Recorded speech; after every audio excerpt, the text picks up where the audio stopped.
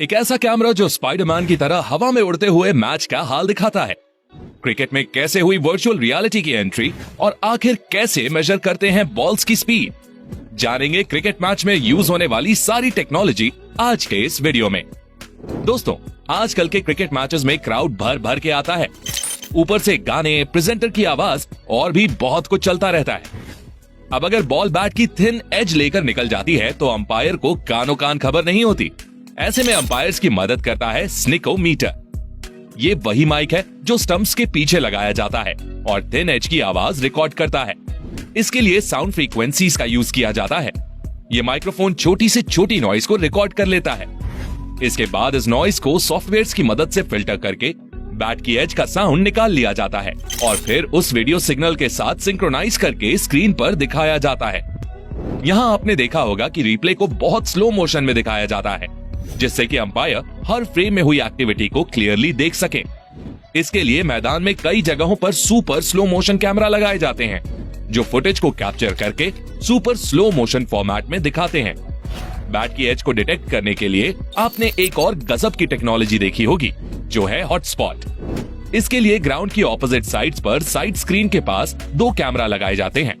जब कोई ball batsman के बैट या पैड से टकराती है तो इससे उस एरिया में थोड़ी हीट क्रिएट होती है और ये कैमरास उसी हीट को ट्रेस कर लेते हैं।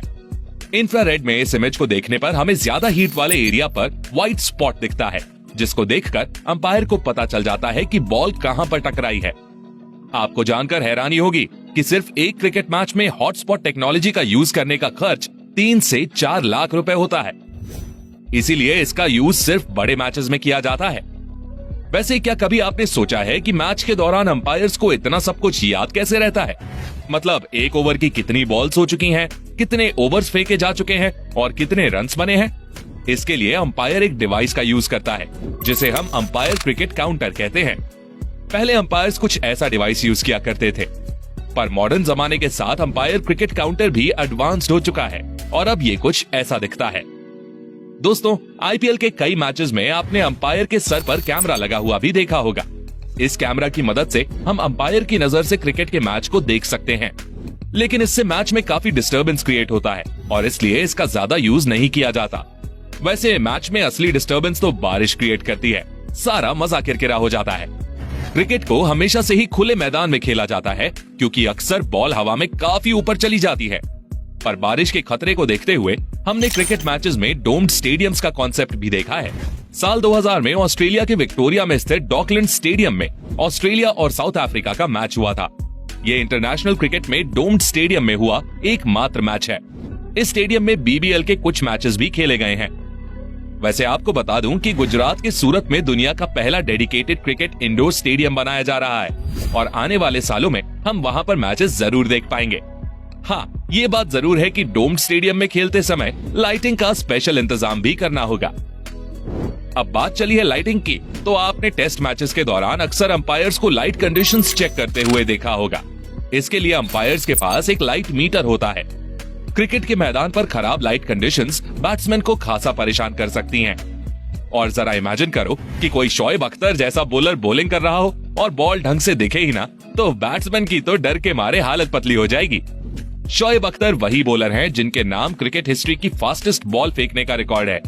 अब ये सोच रहे होंगे कि बॉल की स्पीड कैसे चेक होती है, तो बॉल की स्पीड मेजर करने के लिए स्पीड गन या रडार गन का यूज किया जाता है। इस डिवाइस को साइड स्क्रीन के पास बॉलर की स्ट्रेट लाइन में लगाया जाता है, जिससे कि ये पिच की एक साइड से दूसरी साइड जाती हुई बॉल की स्पीड को मेजर कर सके। ये पिच की ओर रेडियो वेव्स भेजती है और फिर इन्हें रिसीव करके पिच के रिस्पेक्ट में इस पर मूव होने वाले ऑब्जेक्ट्स की स्पीड को कैलकुलेट कर लेती है। जैसे स्पीड मेजर करने के लिए हम डिस्टेंस इनटू टाइम करते हैं, वैसे ही पिच की लेंथ के हिसाब से रडार गन टाइम बता देती है कि कितने समय में बॉल बैट्समैन तक पहुंची है और फिर डिस्टेंस इनटू टाइम करके स्पीड पता चल जाती है और इसे इमेज प्रोसेसिंग सॉफ्टवेयर की मदद से इंस्टेंटली स्क्रीन पर दिखा भी दिया जाता है। दोस्तों, जब कोई बैट्समैन एलबीडब्ल्यू होता है तो आपने उसके रिप्लेस में बॉल के पाथ का एक 3D विजुअलाइजेशन देखा होगा।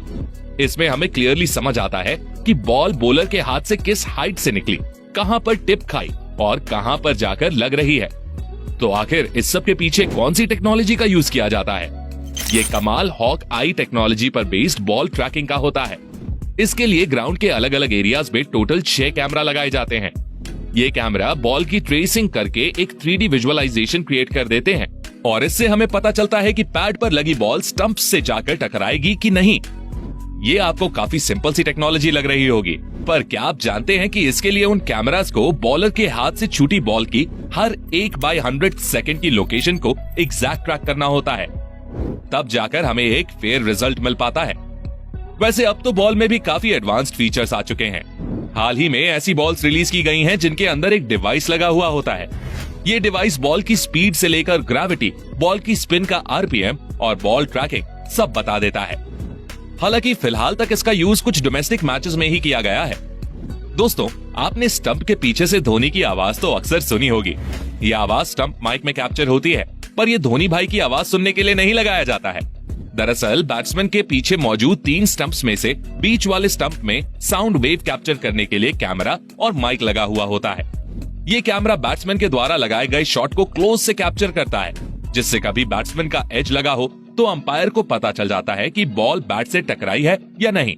तो इस टेक्नोलॉजी का यूज यहाँ होता है। तो दोस्तों, क्या आपको अभी स्टंप माइक का क्या यूज होता है आज पता चला? अब बात चली है स्टंप्स की, तो इसकी बेल्स भी आजकल काफी एडवांस्ड हो चुकी हैं। आईपीएल में आपने एलईडी वाली बेल्स तो देखी ही होंगी। आपको बता दूं कि इनके एक पेयर की कीमत 2 लाख रुपए होती है, लेकिन आखिर इनमें ऐसा क्या खास है? तो दोस्तों, इन बेल्स के अंदर लगी एलईडी को जलाने के लिए बैटरीज लगी हुई होती हैं। जैसे ही इन्हें थोड़ा सा हिलाया जाता है, वैसे ही ये एलईडीज जलने लगती हैं। इसके लिए इनके अंदर मोशन सेंसर्स लगे हुए होते हैं। अब बात करते हैं स्पाइडर कैमरा की। इसके दर्शन भी आपको ज्यादातर आईपीएल मैचेस के दौरान ही होते हैं। स्पाइडर कैमरा क्रिकेट मैचों के कवरेज में बहुत बड़ा इंप्रूवमेंट है, क्योंकि ये व्यूअर्स को एक एंगुलर व्यू देता है, जिससे मैच काफी इंटरेस्टिंग भी दिखाई देता है। ये कैमरा ग्राउंड के चारों तरफ से वायर से अटैच रहता है और लाइव मैच के एरियल शॉट्स लेता है, और ये कैमरा वर्टिकल और हॉरिजॉन्टली दोनों तरफ मूव हो जाता है, इसलिए हमें पूरा स्टेडियम एक बार में ही दिख जाता है। आखिर में बात करते हैं क्रिकेट की लेटेस्ट टेक्नोलॉजी की, जो है वर्चुअल रियलिटी हेडसेट। इस साल आईपीएल के दौरान प्रेजेंटर्स और कुछ रैंडम स्पेक्टेटर्स को वीआर हेडसेट्स दिए गए थे, जो क्रिकेट के खेल को बहुत क्लोज से एक्सपीरियंस करने का मौका देते हैं।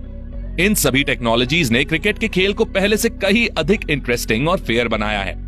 होपफुली आने वाले सालों में हमें क्रिकेट में और भी एडवांस टेक्नोलॉजी देखने को मिलेगी।